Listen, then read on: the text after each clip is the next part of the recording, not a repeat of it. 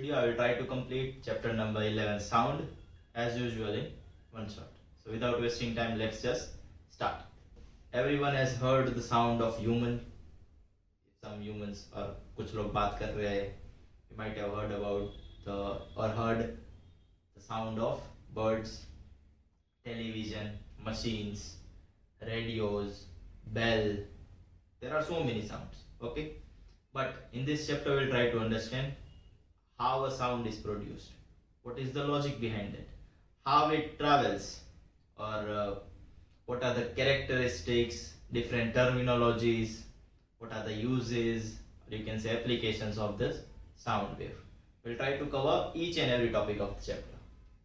Okay, for example, whenever you will clap, so you are using your energy for clapping, but ये energy तो आपने clap करने को दी थी. तो अगर आपको कोई साउंड या कुछ सुनाई दे रहा है इस क्लैप का, तो ये एनर्जी जो मैंने क्लैप में यूज की थी वो एनर्जी कहाँ यूटिलाइज हुई? Basically it is transferred to sound energy. Remember law of conservation of energy. what does it states? The statement was sound can, or you can say energy, can neither be created nor be destroyed. It can just transfer from one form to another form. Same way, the energy that I have used for clapping or for the vibration, you can say, was transferred into a sound energy. Basically, sound is also a form of energy. Okay, so energy is utilized in that form.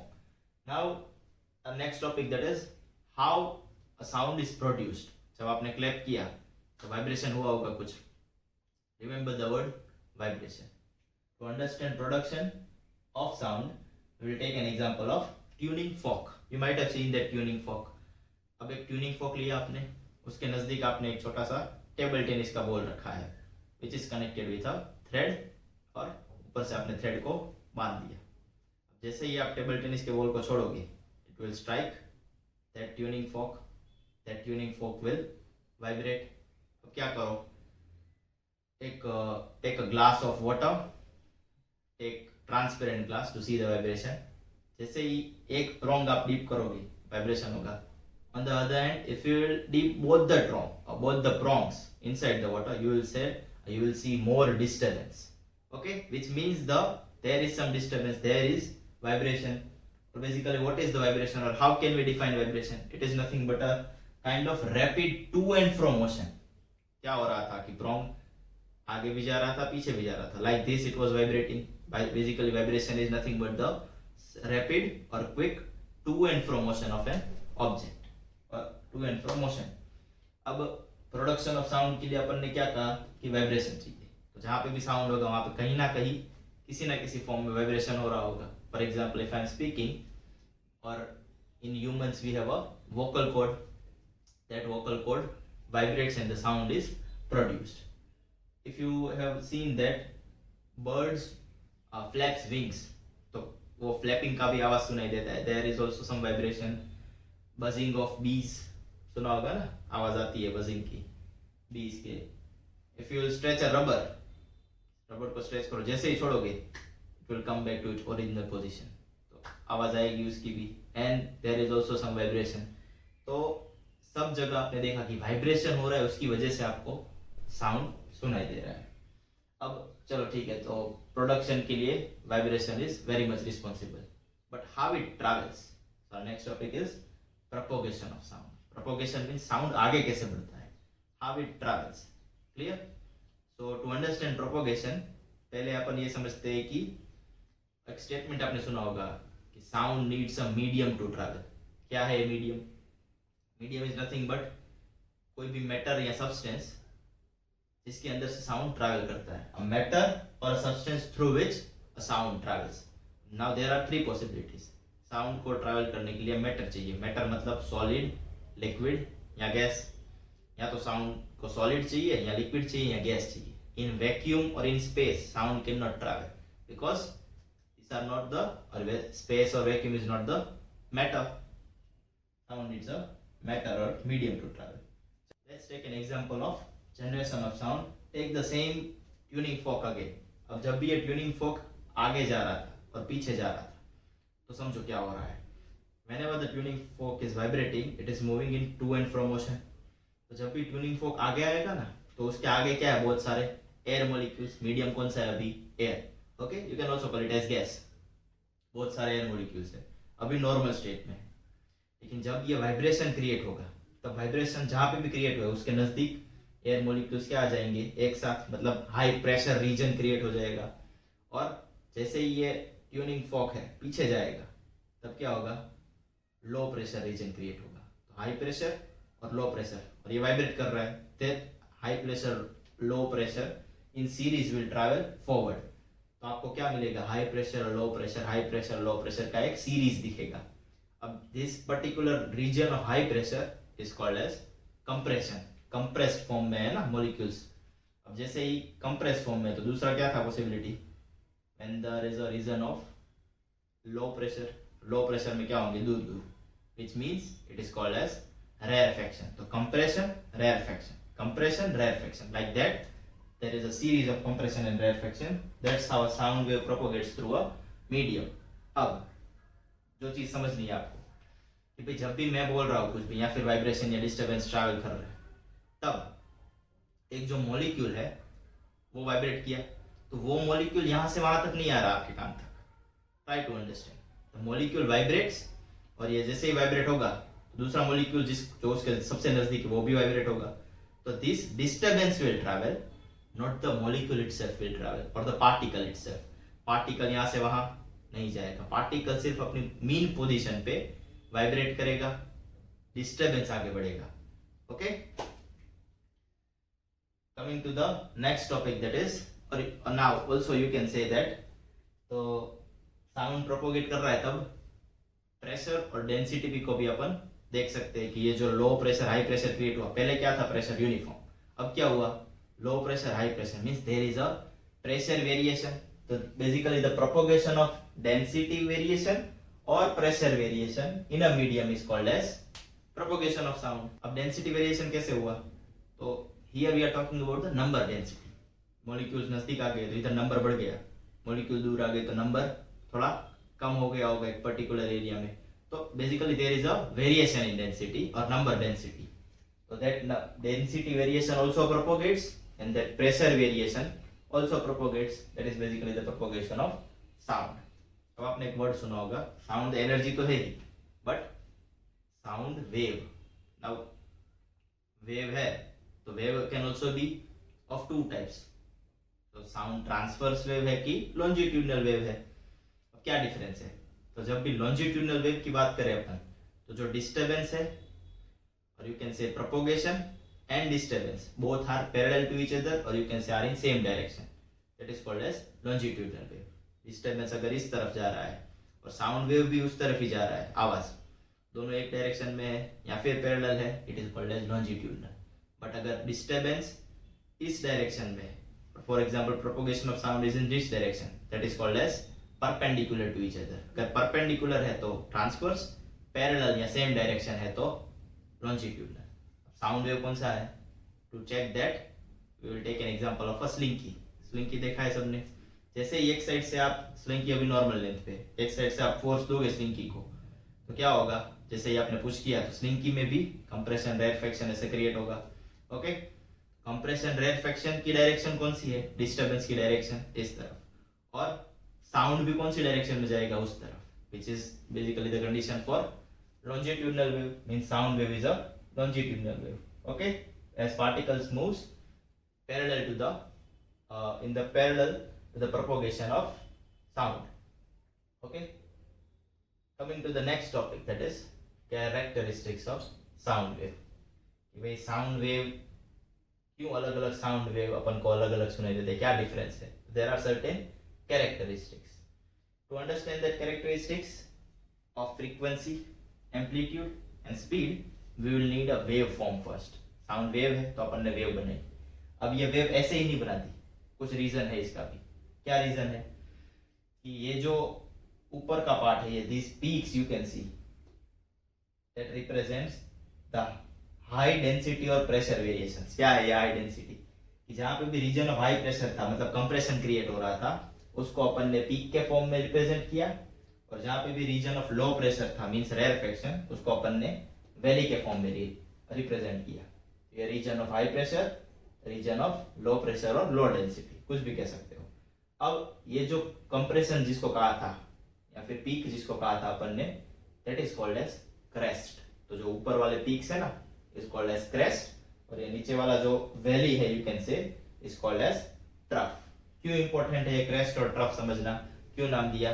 Because our next topic is wavelength. क्या है वेवलेंथ? Wavelength denoted by a Greek letter lambda. The distance between two consecutive crest और two consecutive trough. Consecutive मतलब एक के बाद एक, ये पहला क्रेस्ट है और उसके बाद जस्ट दूसरा जो भी क्रेस्ट आएगा, उन दोनों के बीच का जो डिस्टेंस है that is your wave length. या फिर आप ट्रफ भी ले सकते हो, एक के बाद दूसरा जो भी जस्ट आने वाला है ट्रफ, उन दोनों के बीच का distance you can say it as wavelength, क्योंकि सेम ही होगा दोनों। ओके, कंडीशन क्या है? कॉन्जिक्यूटिव होना चाहिए, that is called as wavelength. अब वेवलेंथ एक टाइम का एक प्रकार का डिस्टेंस ही है, which means its SI unit also will be meter. तो यूनिट क्या होगा? Meter. Next is frequency. Frequency is denoted by nu. Okay, now what is frequency? For example अगर कोई ड्रम बजा रहा है, ओके, तो आप देखना कि एक सेकेंड में कितनी बार ड्रम बज रहा है। जब आप टाइम के साथ कंपेयर करो ना कि टाइम एक सेकेंड में कितनी बार ड्रम बज रहा है, number of times the person plays a drum in a second in a particular time, that is called as frequency of playing that drum. So you might have heard somewhere that you have a less frequency of coming to school. कि भाई आप एक particular time में या फिर school regular नहीं आ रहे हो, basically you are comparing with time. Same frequency is nothing but the number of oscillations in a unit time. एक यूनिट टाइम में या एक सेकेंड, एक मिनट या फिर 1 आवर, कुछ भी कह दो, in a unit time how many number of oscillations आते हैं। ये ऑसिलेशंस ही था ना, एक वेव कंप्लीट हुई, देयर इज वन साइकिल और one oscillation is complete. The number of cycles per second या फिर number of oscillations per second is called as frequency. The number of oscillations per second also you can say, और you can also say per unit time. Okay, next topic is time period, symbol capital T. अब ये time period क्या है? Frequency क्या था? Number of oscillation, कितने oscillations जा रहे हैं एक सेकेंड में या फिर एक यूनिट टाइम में। अब एक ऑसिलेशन के लिए कितना टाइम लग रहा है, that is your time period T. तो basically time taken to complete one oscillation, basically क्या है ये? टाइम। तो यूनिट क्या होना चाहिए टाइम का? सेकेंड। टाइम पीरियड का भी यूनिट क्या है? Second. Important thing is the relationship between this frequency and time period. याद करो, फ्रीक्वेंसी में भी टाइम आता है। Okay, the number of oscillations in a unit time. Frequency nu is equals to 1 upon capital T. ये relation अपन आगे use करेंगे। Right now, just try to remember the relation. Nu is equals to 1 by T. To understand our next topic, let's take an example of, on one side we have a violin, on the other side we have a flute. अब दोनों flute और violin अपन same time पे start कर रहे हैं बजाना, medium भी same है, स्पीड भी सेम है बजाने की, और जो लिसनर है, जो भी सुन रहा है, वहां तक इन दोनों का साउंड भी एक ही टाइम पे पहुंच रहा है। ओके, तो फिर भी जो लिसनर है he can say that it is a flute and it is a violin. तो क्या डिफरेंस है इन दोनों में? सब चीजें तो अपन ने सेम रखी। Basically our next topic is pitch.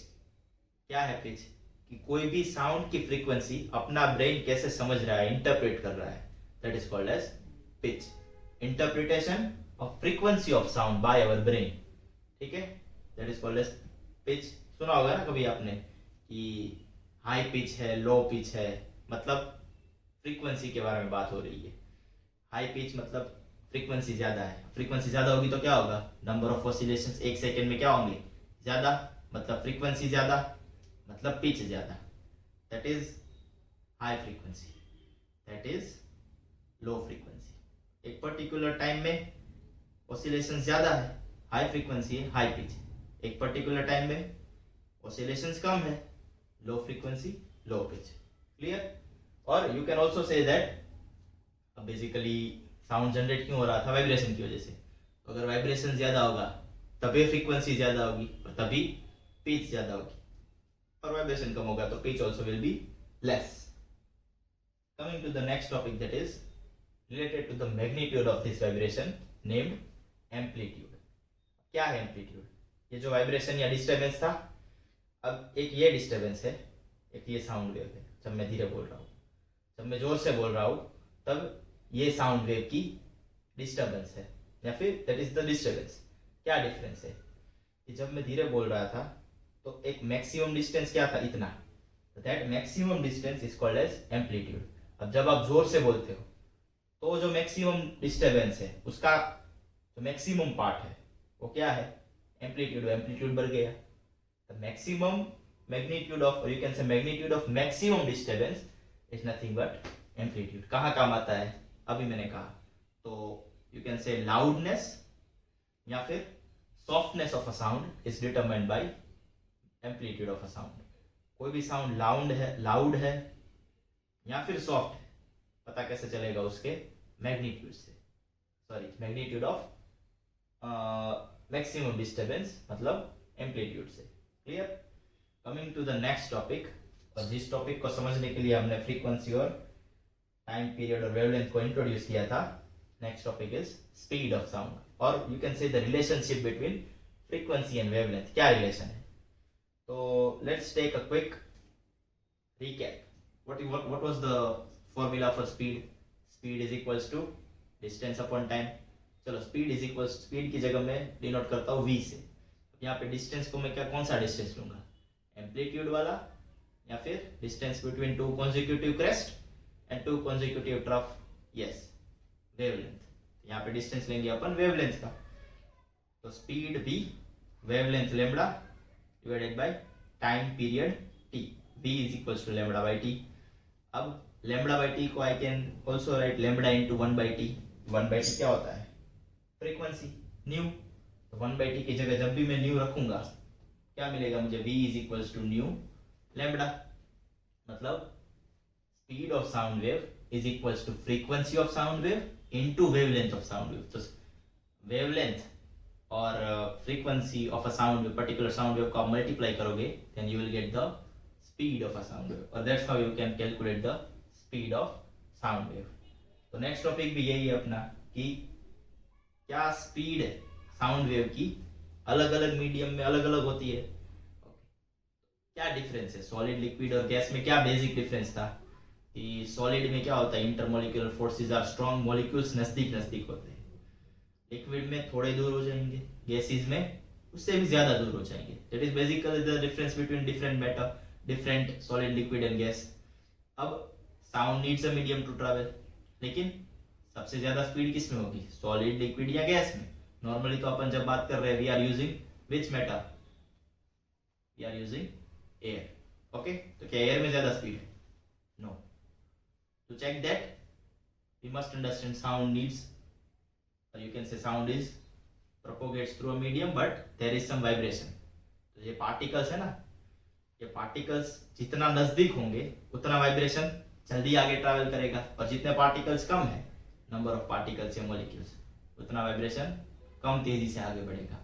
Solid में क्या होगा कि सबसे नजदीक पार्टिकल है, intermolecular forces are strong, particles are very close to each other, there are so many particles in a particular volume और एरिया यू कैन से। तो क्या होगा, सॉलिड में जल्दी ट्रैवल करेगा साउंड, लिक्विड में उससे कम, और गैसेस में उससे कम, क्योंकि पार्टिकल दूर दूर है गैसेस में। तो स्पीड ऑफ साउंड वेव सबसे ज्यादा किस में होगी, सॉलिड में, सबसे कम गैसेस में। बट साउंड वेव और यू कैन से speed of sound wave also depends on temperature. कैसे डिपेंड करती है, जितना टेम्परेचर ज्यादा होगा एक पर्टिकुलर मीडियम का, यू कैन से, उतना speed of sound will be more.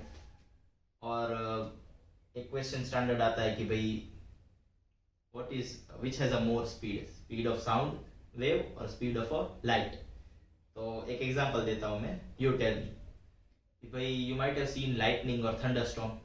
तो जब भी आप देखते हो तो लाइटनिंग पहले दिख जाती है लेकिन उसका आवाज बहुत देर बाद आता है, विच मीन्स कि लाइट पहले पहुंच गई आपकी आंख तक लेकिन साउंड वेव बाद में पहुंच गई। तो आपको क्या लगेगा कि लाइट की स्पीड क्या है, ज्यादा है, एक पर्टिकुलर कंडीशंस में क्या है, ज्यादा। But sound speed also depends on medium, sound speed also depends on temperature, तो you have to keep that also in mind. Reflection of sound.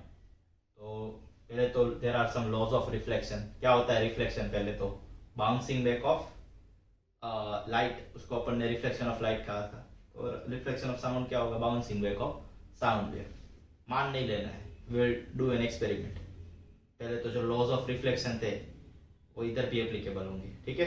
Whenever light ray strikes through a rough और smooth surface, तो एक तो law था angle of incidence equals to angle of reflection, एक था incident ray, reflected ray and normal at the point of incidence all lie in same plane. Both the laws are applicable in sound wave also. अब अपन एक setup लेंगे।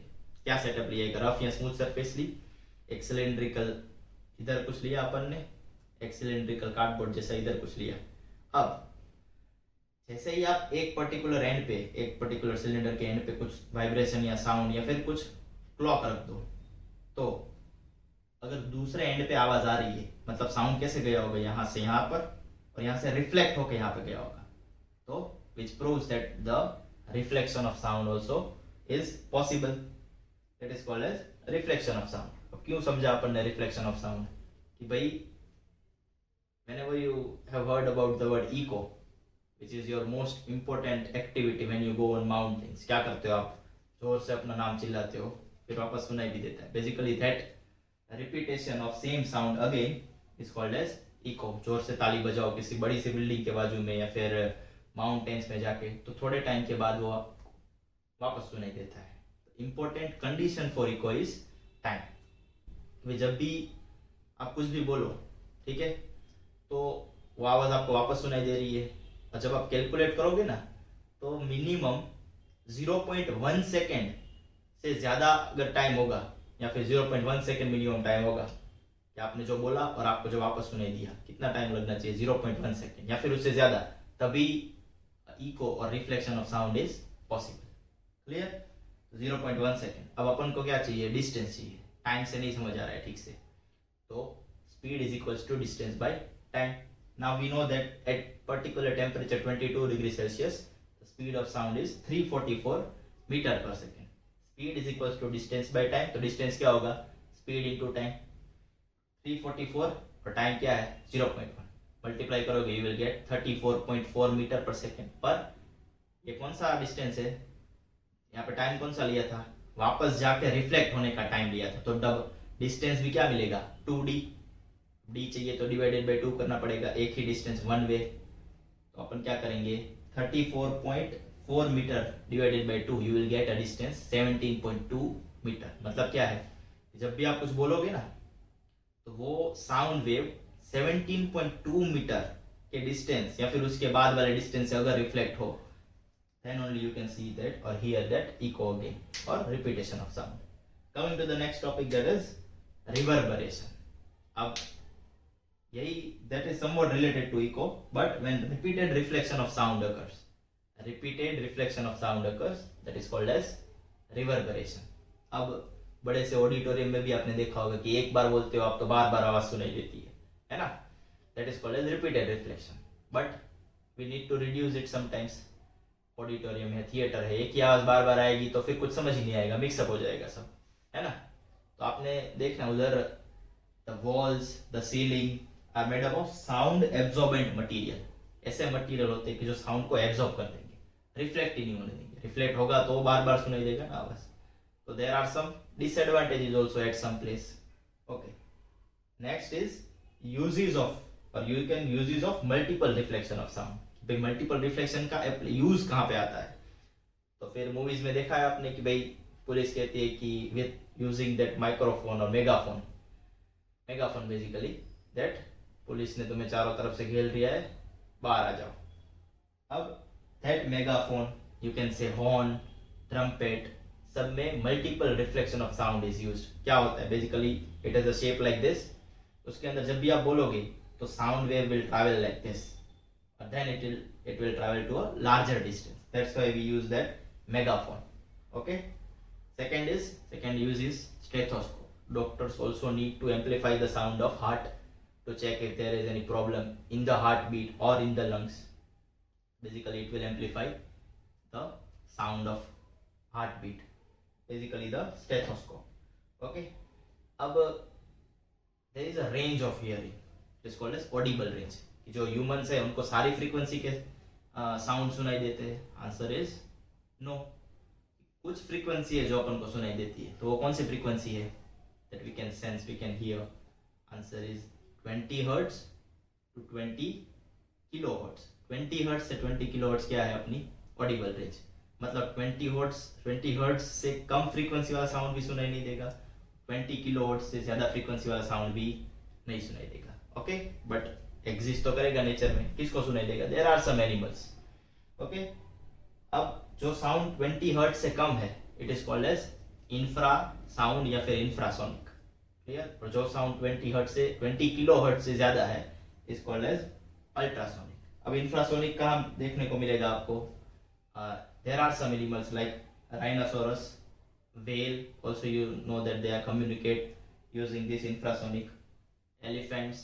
और earthquake के बारे में बात करें अपन, तो जब भी अर्थक्वेक या फिर एनी नेचुरल फेनोमेना आने वाला होता है, एनिमल्स को पहले पता लग जाता है। We call it as sixth sense, but the reason is infrasonic. They can sense the infra sound.